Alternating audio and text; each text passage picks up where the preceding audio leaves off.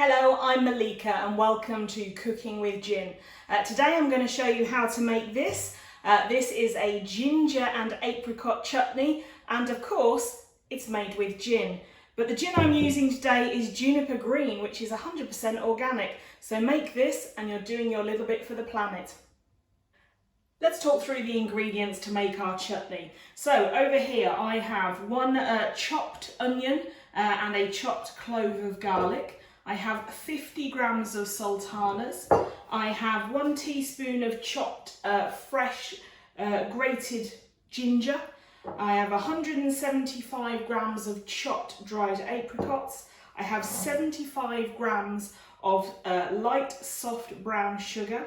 Then I have the juice of 1 orange, and then I've topped it up to 140 millilitres using gin. Now in this recipe I'm using juniper green, and we'll talk about that in just a moment, and 2 tablespoons of cider vinegar.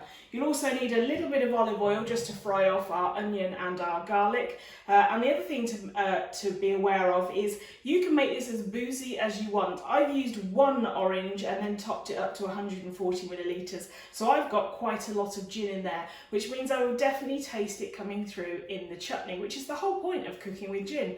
But you can do it as much or as little as you want. So if you use 2 oranges, just balance it so you always end up with 140 millilitres of your liquid. Let's start cooking. I used the last of my bottle of juniper green on this recipe. And why did I do that? Well, it's a good gin. It's not a great gin, but I wanted to raise the profile of an organic London dry.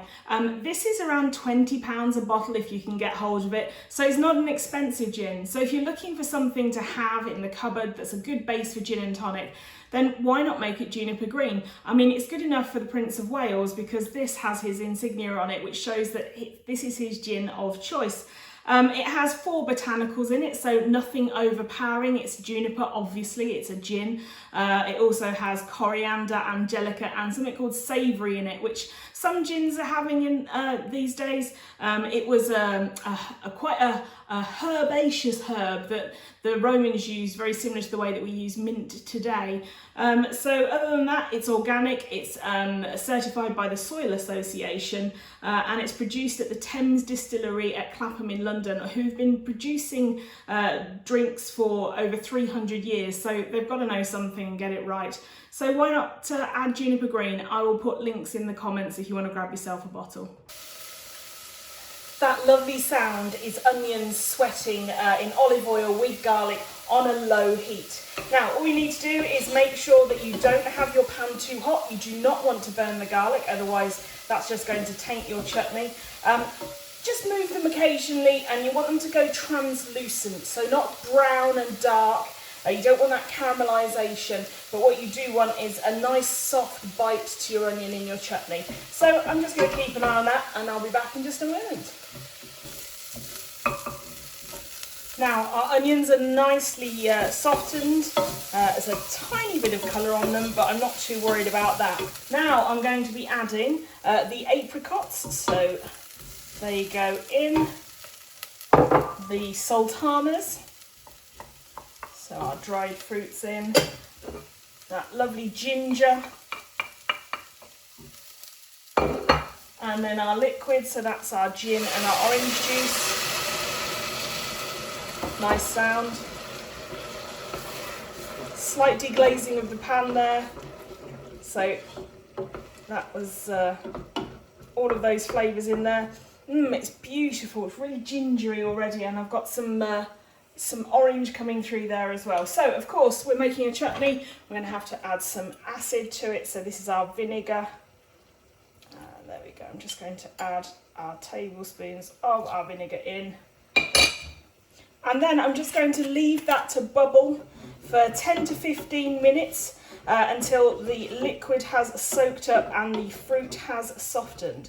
So just keep an eye on it, make sure that it doesn't stick. You already have a lot of natural sugars in there. We haven't put the sugar in yet, but don't forget you're using dried fruit here. So make sure it doesn't stick. Other than that, just let it bubble away for 10 to 15 minutes and we'll be back in a moment. Our chutney has been very slowly and gently bubbling away now for about 12.5 minutes. I could let it go a bit longer, but I think mine's ready.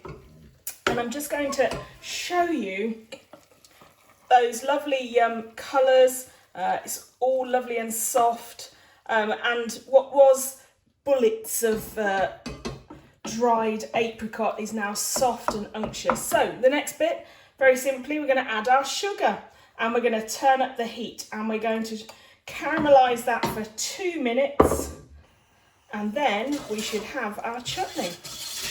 So just make sure none of the sugar is around the outside, mix it all the way through, whack up that heat, and here we go for chutney. I just had to show you that because I think it looks absolutely glorious. So I've sterilised a jar by using boiling water. I'm now going to turn the heat off, put it in my jar, let it cool, and that's our chutney done. So there you have it, we've made our chutney. I've put it in a jar here, and it's starting to cool down, so it is firming up beautifully, and it really does look like chutney. It's always a bonus. What does it taste like?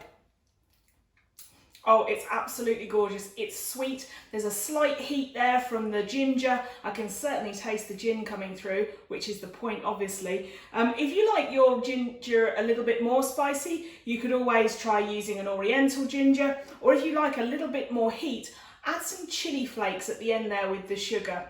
Other than that, I hope you enjoy it, and I'll see you soon.